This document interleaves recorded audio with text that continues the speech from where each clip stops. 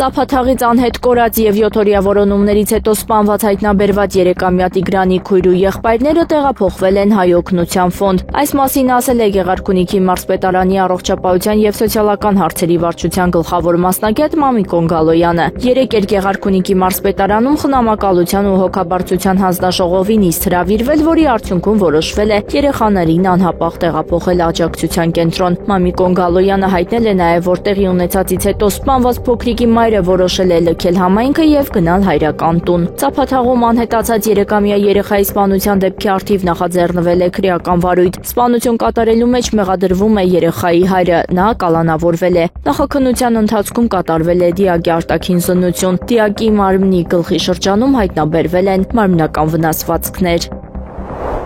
34-ամյա մահմեդական սոցիալիստ Զոհրան Մամդանին հաղթել է Նյու Յորքի քաղաքապետի ընտրություններում նախնական ոչ պաշտոնական արդյունքներով ստանալով ձայների 50.35%-ը։ Ես կլինեմ քաղաքապետ յուրաքանչյուր նյույորքցու համար, անկախ նրանից դուք քվեարկել եք իմ կամ Էնդրյու Կուոմոյի օգտին, թե չափազանց հիասթափված եք եղել վաղուց աշխատող քաղաքական համակարգից ընդհանրապես քվեարկելու համար։ Ես կաշխատեմ լինել այնպիսի քաղաքապետ, որով դուք կհպարտանաք, հաղորդում է հրատարակությունը։ Մամդանին հայտարարել է Նյու Յորքի քաղաքապետի ընտրություններում իր հաղթանակի մասին այն բանից հետո, երբ նրա մրցակից Նյու Յորքի նախկին նահանգապետ Էնդրյու Կուոմոն զարմանալիորեն ընդունել է իր պարտությունը։ Նշենք, որ 34-ամյա Մամդանին կդառնա քաղաքի ամենաերիտասարդ քաղաքապետը վերջին 100 տարվա ընթացքում, ինչպես նաև առաջին մահմեդականը, որը կզբաղեցնի այդ պաշտոնը։ Նյու Յորքի քաղաքային ընտրական հանձնաժողովը հայտարարել է, որ կես դարից ավելի ընթացքում առաջին անգամ 2 միլիոն մարդ է քվեարկել Նյու Յորքի քաղաքային ընտրություններում, որոնք կորոշեն նոր քաղաքապետին։ Մենք պաշտոնապես հայտարարում ենք, որ 1969 թվականից ի վեր առաջին անգամ հասել ենք 2 միլիոն ձայնի նշագծին, ասվում է հանձնաժողովի հայտարարության մեջ։ Նյու Յորք քաղաքի բնակչությունը կազմում է մոտ 8.5 միլիոն։ Նախորդ 2021 թվականի քաղաքապետի ընտրություններին մասնակցությունը կազմել է 1.15 միլիոն մարդ։ Քաղաքապետի ընտրություններից բացի նյու յորքցիներին խնդրվել է քվեարկել մի քանի քաղաքային պաշտոնների համար, այդ թվում շրջանային դատախազի եւ քաղաքային խորհրդի անդամի։ ԱՄՆ նախագահ Դոնալդ Թրամփի միջուկային զենքի փորձարկումներ անցկացնելու որոշումը թույլատնում է միջազգային անվտանգությունն ու խաղաղությունը եւ ցույց է տալիս լարվածության աճը, հայտարարել է Ատոմային էներգիայի միջազգային գործակալության գլխավոր տնօրեն Ռաֆայել Գրոսին։ Կարծում եմ, սա համաշխարհային համակարգի թույլատում է, հնարավոր է նաեւ չտարածման համակարգի։ Սա գոյություն ունեցող խորը ճգնաժամի դրսևորում է, ասել է Գրոսին։ Նա նման փորձարկումները որակել է որպես մկանների ցուցադրում եւ սեփական կարողությունները ցուցադրելու ցանկություն։ Ատոմային էներգիայի միջազգային գործակալության ղեկավարը նաև կասկածի տակ է դրել Թրամփի այն պնդումների իսկությունը, որ Ռուսաստանը եւ Չինաստանը գաղտնի միջուկային փորձարկումներ են անցկացնում։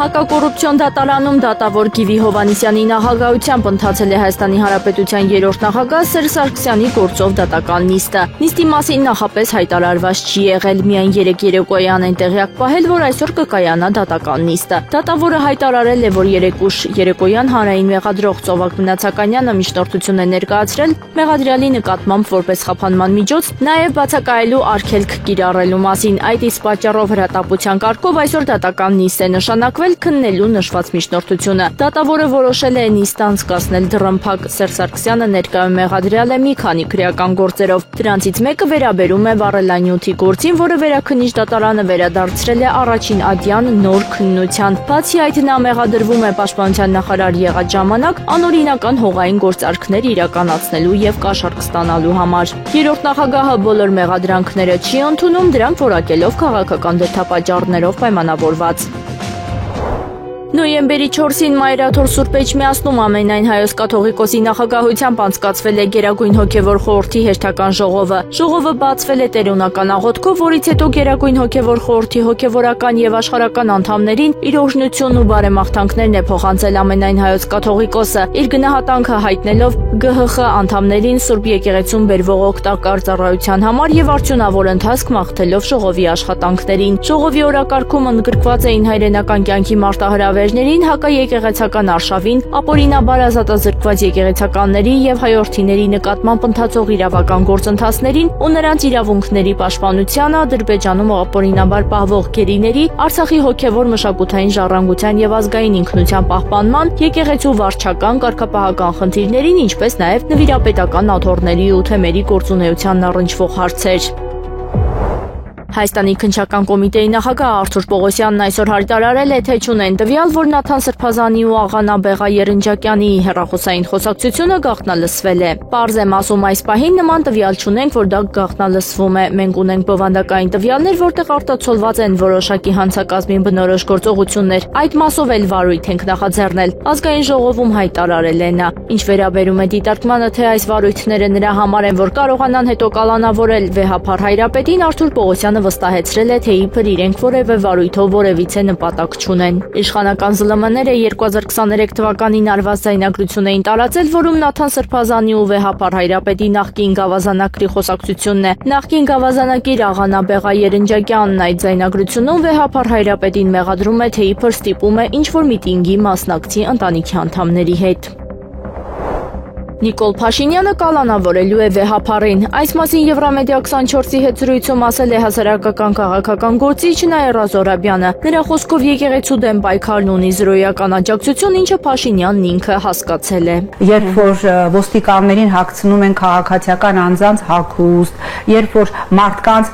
զաստավիտով բերում են Հովանավանքի պղծությանը, Նիկոլը հասկացավ, որ իր ակցիան ինչքան էլ արտահոսք կազմակերպեցին Արշակ Սրբազանի հետ կապված տեսանյութի, որի վերաբերյալ իհարկե քրեական վարույթ է հարուցված, ինքը հասկացավ, որ դա հանրային աջակցություն չունի, բայց քանի որ ես Նիկոլին շատ լավ եմ ճանաչում, նույնիսկ անգամ հանրային աջակցության, անգամ զրոյական հանրային աջակցությամբ, իսկ եկեղեցու դեմ իր գրոհը ունի հանրային զրոյական աջակցություն, որովհետև անգամ ԿՊ-ականները, ովքեր բերման են ենթարկվում, նրանցից շատերը հետո գնում են տարբեր քահանաների մոտ մեղքերի թողության աղոթք են ստանում, բայց նույնիսկ անգամ հանրային աջակցության, եթե ինքը որոշել է հասնել միջև վեհափառին, ինքը հասնելու է։ Շատերը ասում են դեհո վեհափառին չի կալանավորելու, ես էլ ասում եմ կալանավորելու է, առանց աչքը թարթելու դա էլ է անելու։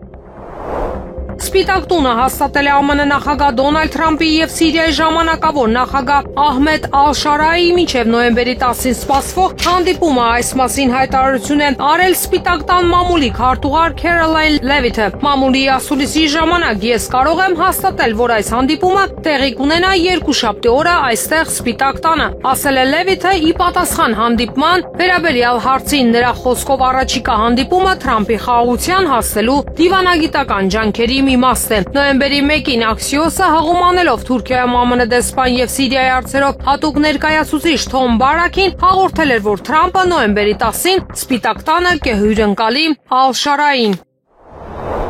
Լիբանանը նախընտրում է դիվանագիտական միջոցները Իսրայելի հետ հակամարտությունը լուծելու համար եւ բանակցությունները համարում է օկուպացված տարածքների ազատագրմանը հասնելու միակ միջոցը։ Այս մասին հայտարարել է Հանրապետության նախագահ Ժոզեֆ Աունը Բաբդա պալատում Նիդերլանդերի պաշտպանության նախարար Ռուբեն Բրեկելմանսի հետ հանդիպումից հետո բանակցություններ սկսելու որոշումը լիբանանցի ժողովրդի համար համընդհանուր ազգային ընտրություն է։ Մենք կարծում ենք, որ դիվանագիտական երկխոսությունն ավելի լավ է, քան ռազմական գործողությունների շարունակությունը, սակայն Իսրայելը չի արձագանքում մեր կոչերին եւ ամեն օր հարձակումներ է իրականացում Լիբանանի հարավում եւ Բեքա հովտում ընդգծել է քաղաքական գործիչը, ինչպես մեջբերում են նախագահի մամուլի ծառայությունը։ Աունը նշել է, որ Իսրայելի հարձակումները սրում են լարվածությունը, վտանգում խաղաղ բնակիչների կյանքը եւ խոչընդոտում պատերազմից տուժած համայնքների վերականգնմանը։ Եվրոպական հանձնաժողովը նախատեսում է ներդնել վիզային նոր մեխանիզմ Վրաստանի վրա ճնշում գործադրելու համար Եվրամիությանը ինտեգրման ուղին վերադառնալու նպատակով։ Այս մասին Բրյուսելում կայացած մամուլի ասուլիսում հայտարարել է ընդլայնման հարցերով Եվրահանձնակատար Մարտա Կոսը։ Նոյեմբերին հուսով է մենք կունենանք վիզային կասեցման նոր մեխանիզմ, որը թույլ կտա նոր միջոցներ ձեռնարկել Վրաստանի դեմ, պարզաբանել է Եվրահանձնակատարը։ Կոսի խոսքով Վրաստանը հեռանում է Եվրամիությունից եւ նրա անդամակցության իրական գործընթացը փաստացի կասեցված է 2024 թվականից ի վեր։ Սահմանափակվել է Մոսկվայի Կարմիր հրապարակ մուտքը, փակվել են Նիկոլսկայա փողոցից եւ Վոսկրեսենսկի դարպասից մուտքերը, այս մասին հաղորդել են ռուսական ԶԼՄ-ները։ Սահմանափակ է նաեւ մետրոյի ելքելի շահագործումը դեպի Մանեժնայա եւ Կարմիր հրապարակներ։ Նոյեմբերի 7-ից 9 Մոսկվայի Կարմիր հրապարակում նախատեսվում է բացել կենթանի պատմությունների քաղաք թանգարանը, որը նվիրված է 1941 թվականի ռազմական շքերթի 84-ամյակին։ Ավելի վաղ Ռուսաստանի նախագահ Վլադիմիր Պուտինը ծաղիկներ է դրել Մինինի եւ Պոժարսկու հուշարձանին, նշելով ազգային միասնության օրը։ Ռուսաստանի ուղղափառ եկեղեցին աջակցություն է ցուցաբերում կանոնական Ուկրաինայի ուղղափառ եկեղեցուն, հայտարարել է Մոսկվայի եւ համայն Ռուսիո պատրիարք Կիրիլը։ Այո, իհարկե աջակցում ենք, պատասխանել է պատրիարք Կիրիլը լրագրողների այն հարցին, արդյոք Ռուսաստանի ուղղափառ եկեղեցին աջակցություն է ցուցաբերում Ուկրաինայի ուղղափառ եկեղեցուն։ Ավելի վաղ ՄԱԿ-ի մարդու իրավունքների գերագույն հանձնակատարի գրասենյակի փորձագետները մտահոգություն էին հայտնել Ուկրաինայի ուղղափառ եկեղեցու նկատմամբ իրականացվող հալածանքների վերաբերյալ, որոնք սահմանափակում են կրոնի ազատությունը եւ կրոնական գործունեությունը։ Արտաքին գործերի նախարար Արարատ Միրզոյանի համոզմամբ խաղաղության համար կա մի երաշխիք եւ դա երրորդ երկիրը չէ, խաղաղապահները չեն, այլ այն է, որ այն համաձայնագրերը, որոնք ստորագրվում են, ձեռնտու են եւ Հայաստանին, եւ Ադրբեջանին, եւ տարածաշրջանի մյուս երկրներին։ Այս փոխշահավետությունն է, որը հարատեվություն երկարատև կյանք է հաղորդելու խաղաղության համաձայնագրին։ Հայաստանը ոչ մի շահագրգռվածություն չի ունենալու խախտելու այդ պայմանագիրը, իմ պատկերացմամբ, նաեւ Ադրբեջանը ոչ մի շահագրգռվածություն չի ունենալու այն խախտելու, ասել է Արարատ Միրզոյանը։ Քաղաքացիական պայմանագիր կուսակցության վարչության նիստ է տեղի ունեցել, որին մասնակցել է նաև Արմավիրի մարզպետ Վահրամ Խաչատրյանն ու Վաղար շաբաթ համայնքի ղեկավարի պաշտոնակատար Արգիշտի Մեխակյանը։ Նոյեմբերի 16-ին համայնքում ավագան ու համամասնական ընտրություններ են սպասվում։ Դրանց մասնակցելու հայտ է ներկայացրել 8 կուսակցություն եւ 1 դաշինք։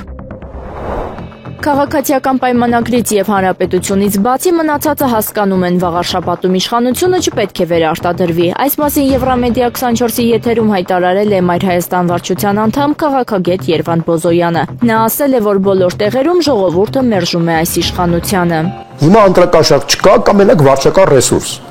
Հասկանում եք, բայց ձեր համաձայն է, որ հենց ընդդիմադիր տեխնացիոն հաղթում է, իրանք կամ սպանվում է այդ տեխնացիոն կամ քրեական գործ է բացվում։ Այդ նորիվ համաձայն եմ, բայց տեսեք մի հատ ուրիշ բան ասեմ ձեզ։ Դա ցույց է տալիս, որ փաստացի տեղերում ժողովուրդը այս մարդկանց մերժում է։ Համաձայն եք սրա դուք։ Բոլոր տեղերում, Վանաձորում, Գյումրիում, Ալավերդիում, որտեղ ասես, որտեղ ընտրություն գնացել է, տեղում ժողովուրդը մերժել է։ Այսինքն փաստացի ժողովուրդը ցույց է տալիս, որ մենք մերժում ենք այս իշխանությունը, բայց ձեր քաղաքական վեհնախավը, այսինքն ձեր նկատի ունեմ Հայաստանի քաղաքական վեհնախավը, փոխանակ այդ ժողովրդի պահանջը բերնի, սկսում է բամբասանքներով զբաղվել, որ ընտրություններով չի լինում, ընտրություններով կարող է չստացվի, բան։ Այսինքն ժողովուրդը գնում է ընտրություններով իր քվեն տալիս է։ Այդ գիտեք ինչի է իշխանությունը կարող մարսի սպանությունը, ձերբակալությունը, որովհետև մեր քաղաքական վեհնախավի մեջ, լրագրողական վեհնախավի մեջ, կներեք ասենց ասեմ, քաղաքագիտական վեհնախավի մեջ կա թերահավատություն ընտրություններով միջոցով իշխանություն փոխելու համար։ Ազգային միասնության օրը Ռուսաստանի նախագահ Վլադիմիր Պուտինը հայ առաքելական եկեղեցու Ռուսաստանի եւ Նոր Նախիջևանի թեմի առաջնորդ Եզրաս arczepiskopos Ներսիսյանին պարգևատրել է Ալեքսանդր Նևսկու շքանշանով։ Ռուսաստանի նախագահի կողմից arczepiskopos Եզրասի պարգևատրումը կարելի է դիտարկել որպես հստակ մեսիջ Հայաստանի Հանրապետության կառավարությանը, հայ առաքելական եկեղեցու եւ բարձրաստիճան հոգեվորականների դեմ Նիկոլ Փաշինյանի հովանավորությամբ վերջին հարձակումների ֆոնին։ Նիկոլ Փաշինյանն ազգային ժողովի ամբիոնից Ռուսաստանի եւ Նոր Նախիջևանի հայոց թեմի առաջնորդ Եզրաս arczepiskopos Ներսիսյանին մեղադրել էր իբր օտարերկրյա գործակալ լինելու մեջ։ Մամուլում հայտնվում է, որ կաթողիկոսի եղբայրը KGB-ի գործակալ է ու ոչ մի բան, ով է հարց տալիս KGB-ի գործակալ է ու հիմա Նոր Նախիջևանի թեմի առաջնորդն է, ոչ մի բան։ Հենց այդպես էլ պետք է լինի։ Այս խելագարությունը սենց բան ոնց կարող է լինել։ Ազգային ժողովում կառավարության անդամների հետ հարցոպատասխանի ժամանակ հայտարարել էր Նիկոլ Փաշինյանը։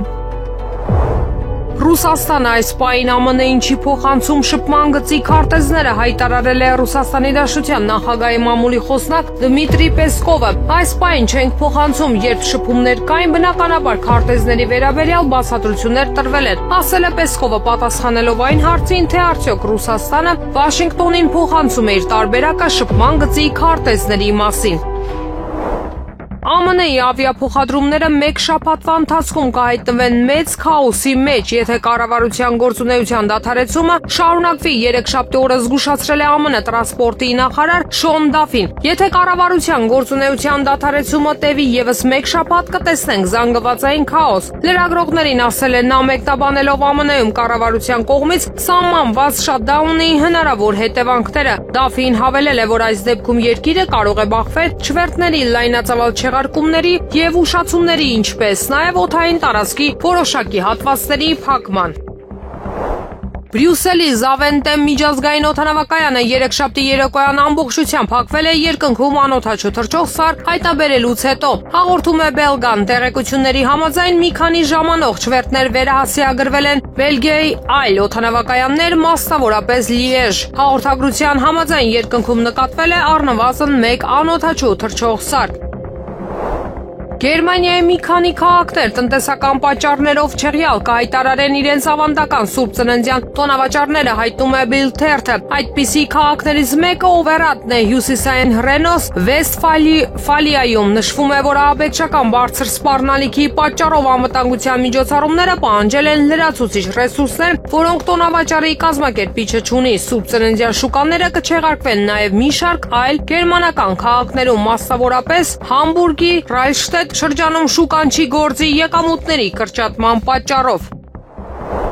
Ռուսաստանի եւ Չինաստանի միջև ֆինանսական հաշվարկների գրեթե ամբողջ ծավալը 99.1%-ը այժմ իրականացվում է ռուբլով եւ յուանով։ Այս մասին հայտնել է Ռուսաստանի ֆինանսների նախարար Անտոն Սիլուանովը։ Ռոսիա 1 հեռուստալիքի եթերում այսօր մեր փոխադարձ հաշվարկների 99.1%-ը կատարվում է ազգային արժույթներով, ռուբլով եւ յուանով, նշել է Սիլուանովը, ընդգծելով, որ դա երկկողմարատրի ֆինանսական անկախության կարևոր ցուցանիշն է։ Նախորդ ամսվա վերջին նաեւ հաղորդվել էր, որ Ռուսաստանի իշխանությունները պատրաստվում են Մոսկվայի բորսայում թողարկել յուանով անվանված պարտատոմսեր մինչև 400 միլիարդ ռուբլու ընդհանուր ծավալով։ Միաժամանակ Կենտրոնական բանկը նոյեմբերի 2-ին նվազեցրել էր դոլարի եւ յուանի փոխարժեքները, ամրապնդելով ազգային արժույթի դիրքերը։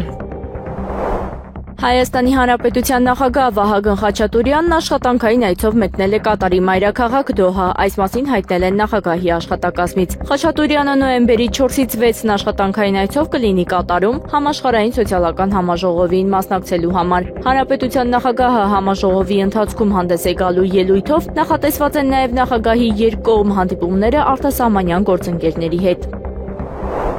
Նոյեմբերի 5-ին Հայաստանի Հանրապետության արտաքին գործերի նախարար Արարատ Միրզոյանը կմասնակցի Օրբելի վերլուծական կենտրոնի կողմից կազմակերպված համաժողովին խաղաղության քույզ զրույց Հայաստանի արտաքին գործերի նախարարի հետ խորագրի ներքո։ Այս մասին տեղեկանում ենք արտաքին գործերի նախարարությունից։ Նախարար Միրզոյանը կպատասխանի համաժողովի մասնակիցների հարցերին։ Ալբանիայի Դուրես քաղաքում ընթացող ծանրամարտի Եվրոպայի երիտասարդների ու մինչև 23 տարեկանների առաջնություններում Հայաստանի հավաքականի անդամ գերծանր քաշային Մերի Թումասյանը պոկուն վարժությունում գլխավերևում պահել է 98 կիլոգրամ, իսկ հրումում 120 կիլոգրամ։ Ծանրամարտի ֆեդերացիայից տեղեկացնում են, որ երկամարտի 218 կիլոգրամ արդյունքով Մերի Թումասյանը Եվրոպայի մինչև 23 տարեկանների առաջնությունում 4-րդն է։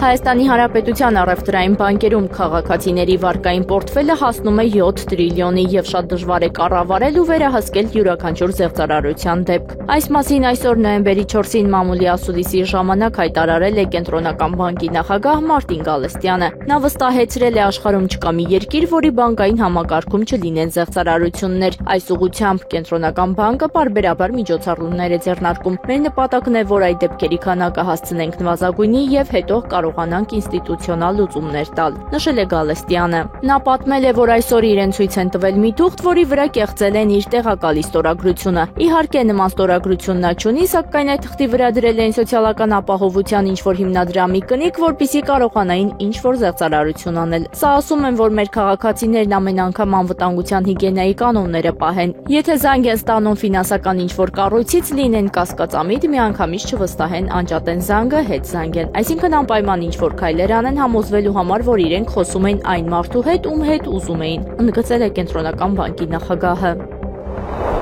Եվրոպական հանձնաժողովը դատի կտա 3 եվրոպական երկրների Ուկրաինայի նկատմամբ արտահանման սահմանափակումների համար։ Այս մասին հայտնել է Ֆրանսիայի հայրենասեր ներկուսակցության առաջնորդ Ֆլորիան Ֆիլիպոն։ Դիկտատուրա։ Եվրոպական հանձնաժողովը հայտարարել է, որ քրեական հետապնդում կհարուցի 3 անդամ պետությունների նկատմամբ բավարար քանակությամբ ուկրաինական արտադրանք չներմուծելու համար։ Հայտնել է նա։ Քաղաքական գործի խոսքով Եվրոպական միության եւ Ուկրաինայի միջև ազատ առևտրի նոր համաձայնագիրը կհանգեցնի ուկրաինական գյուղատնտեսական արտադրանքի հոսքի ամբողջ մայրցամաքում։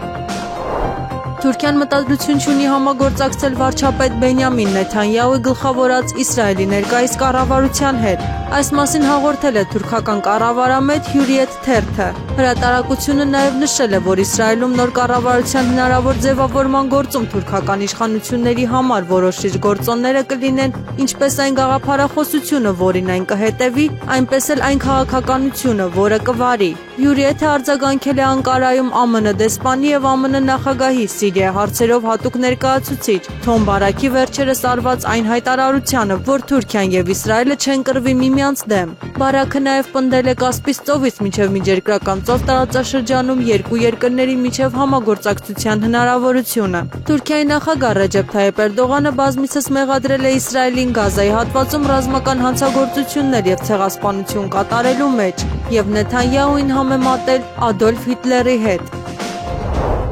Ճապոնիայի նոր վարչապետ Սանաե Տակայիչին ոչ հաստատել է, ոչ էլ հերքել այն տեղեկությունները, որ նա պատրաստվում է ԱՄՆ նախագահ Դոնալդ Թրամփին առաջադրել Նոբելյան խաղաղության մրցանակի։ Հարցը բարձրացվել է Ճապոնիայի խորհրդարանում քննարկումների ժամանակ։ Ես կխուսափեմ պատասխանելուց, ասել է նա ի պատասխան падգամավորներից մեկի այս հարցին։ Ավելի վաղ Սպիտակ տան մամուլի քարտուղար Քերոլայն Լևիտը լրագրողներին հայտնել է, որ Տոկիոյում Թրամփի եւ Տակայիչիի միջև երկկողմանակցությունների ժամանակ Ճապոնիայի կառավարության ղեկավարը հայտարարել է ԱՄՆ նախագահի Նոբելյան խաղաղության մրցանակի առաջադրելու իր մտադրության մասին։ Թրամփը նախկինում բազմիցս հայտարարել է, որ իրեն արժանի է համարում Նոբելյան խաղաղության մրցանակի։ Հոկտեմբերի 10-ին Նոբելյան կոմիտեն հայտարարեց, որ այս տարվա մրցանակը շնորհվել է Վենեսուելայի խորհրդարանի նախկին ընդդիմադիր անդամ Մարիա Կորինա Մաչադոին։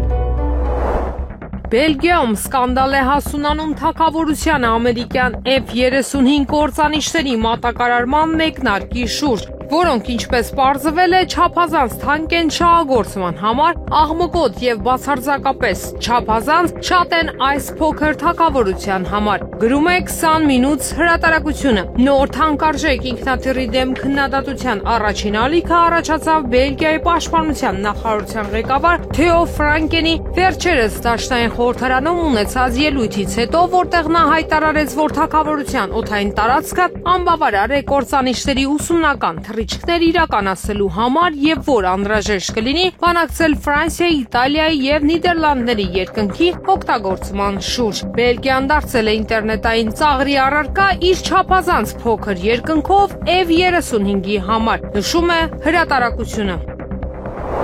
Նեպալում Պանբարի գագաթը բարձրանալու ժամանակ երկու իտալացի լեռնագնաց է մահացել, երեքշաբթի օրը հայտնել է Իտալիայի արտաքին գործերի նախարարությունը։ Հոկտեմբերի 31-ի Զուրբաթ օրվանից կապը կորել է երկու իտալացի լեռնագնացների Ալեսանդրո Կապուտոյի եւ Ստեֆանո Ֆարոնատոյի հետ, որոնք բարձրանում էին Նեպալի Պանբարի գագաթը։ Տեղական իշխանությունները հաստատել են նրանց մահը այսօր առավոտյան, ասվում է արտաքին գործերի նախարարության հայտարարության մեջ։ Իտալացիները 5000 մետր բարձրության վրա հայտնվել են առատյան մեջ։ Գագաթնակետի բարձրությունը 6887 մետր է։ Արտաքին գործերի նախարարության տվյալներով Ֆարոնատոյի եւ Կապուտոյի հետ մեկտեղ անհետացել են նաեւ այլ իտալացիներ եւ նրանց որոնողական աշխատանքները շարունակվում են։ Կալկաթայում Իտալիայի գլխավոր հյուպատոսությունը հետևում է իրավիճակին։